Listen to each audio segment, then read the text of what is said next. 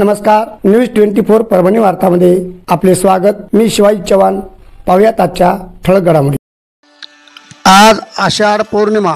या पौर्णिमेला प्रत्येक धर्मामध्ये वेगवेगळे महत्त्व असते। तर पाहूया आज बौद्ध धर्मामध्ये या आषाढ पौर्णिमेला गुरुपौर्णिमा देखील म्हणतात।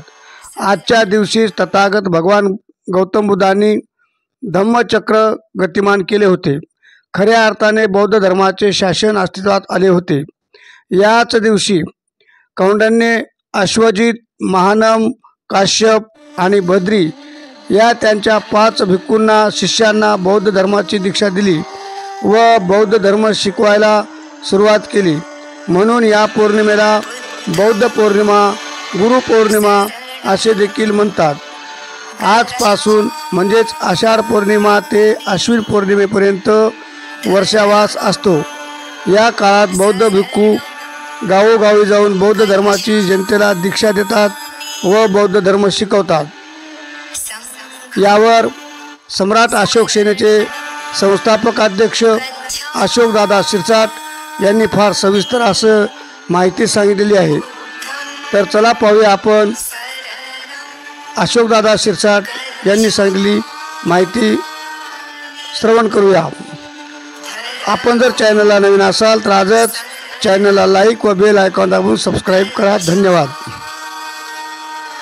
अशाच ताज्या घटना घडामोडी पाहण्यासाठी चॅनलला आजच लाईक व बेल आयकॉन दाबून सबस्क्राईब करायला विसरू नका। चला पाहूया अशोकदादा शिरसाट यांचे विचार। नमो बुद्धाय, जय भीम। आज आषाढी पौर्णिमा। आजच्याच दिवशी तथागत भगवान बुद्धांनी धम्मचक्र गतिमान केले होते। पंचवर्गीय भिक्खूंना प्रथम धम्माचे उपदेश देऊन आजच्याच दिवशी बुद्ध धम्म शासन अस्तित्वात आले होते।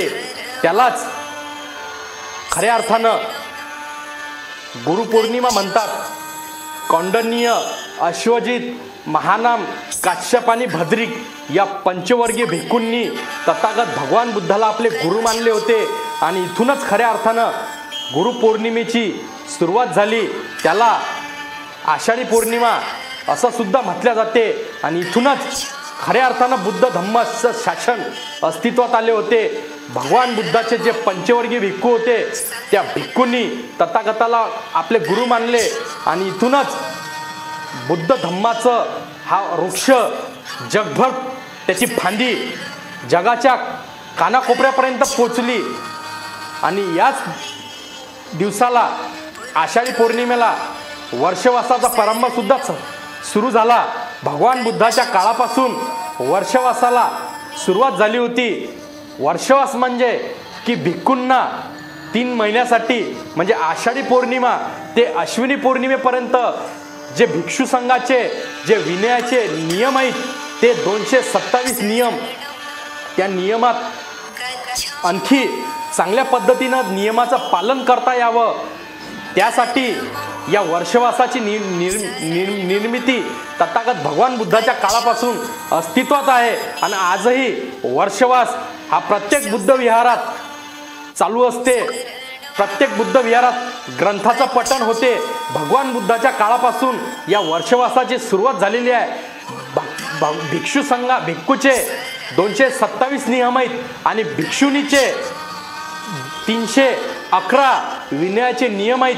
त्या नियमाचं चांगल्या पद्धतीनं पालन झालं पाहिजे आणि उपासक उपासिकांना धम्माचं शिकवण आणि धम्म अधिक चांगल्या पद्धतीनं पोचला पाहिजे। यासाठी या वर्षवासाची निर्मिती तथागत भगवान बुद्धाच्या काळापासून अस्तित्वात आली आणि पहिल्यांदाच याच पौर्णिमेला बुद्धम शरणम गच्छामी हे स्वर या वातावरणात उमटले होते।